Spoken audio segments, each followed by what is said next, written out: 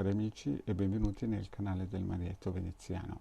Oggi vedremo una stesa sulla domanda che molti si fanno se vale la pena investire per lui o per lei, cioè investire tanto tempo e denaro ed energie per continuare questa relazione. Quindi, come ogni volta che noi ci incontriamo su questo canale, useremo le nostre sibille, che sono 52 e sono 52 anime che ci parleranno di questo problemino. Adesso noi faremo il nostro giochino col mazzetto delle tre carte, dei tre mazzetti, scusate, e vediamo di fare tre mazzetti. 1, 2, 3, 4, 5, 1, 2, 3, 4, 5, 1, 2, 3, 4, 5. Bene, mettiamo via il nostro mazzo di sibille e concentratevi bene, pensate a un mazzetto. Questo è il numero 1, questo è il numero 2, questo è il numero 3. Mi raccomando, concentratevi e scegliete il vostro mazzetto. Iniziamo col numero 1, la nostra stesa.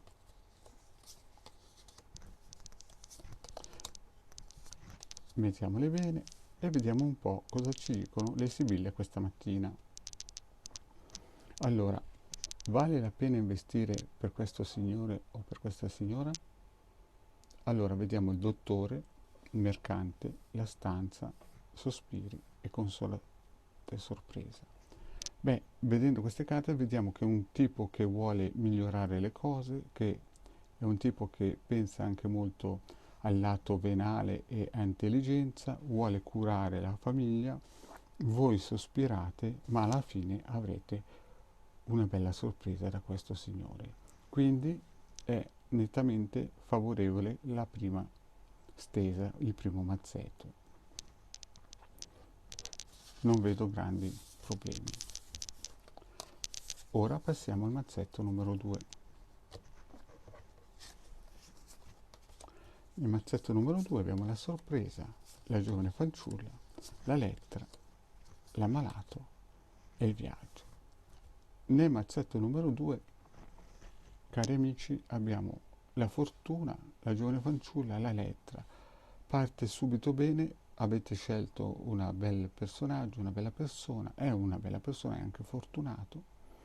Potrebbero piacergli anche le persone, anche le belle fanciulle, e in un certo senso questa persona avrà degli alti e bassi, si potrebbe anche ammalare, però è anche una persona ricca che vuole viaggiare, è ricco di entusiasmo, ma quello che è importante è guardare la prima carta, che è la fortuna, che è una persona in ogni caso fortunata.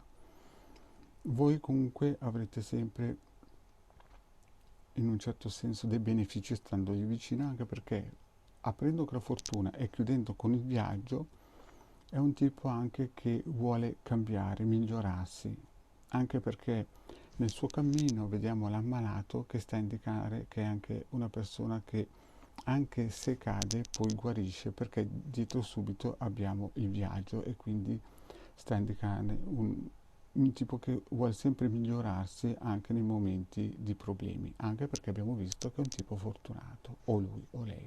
Quindi anche nel secondo mazzetto possiamo dire che vale la pena investire per lui per il semplice fatto che con fortuna e viaggio in chiusura siamo tranquilli che è una persona che cercherà sempre di fare dei cambiamenti in meglio.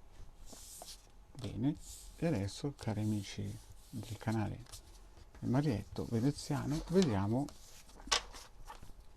il terzo mazzetto.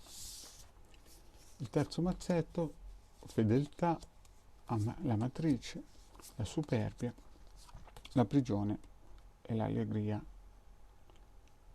Bene, anche con questo mazzetto noi vediamo che è un tipo fedele, voi siete chiaramente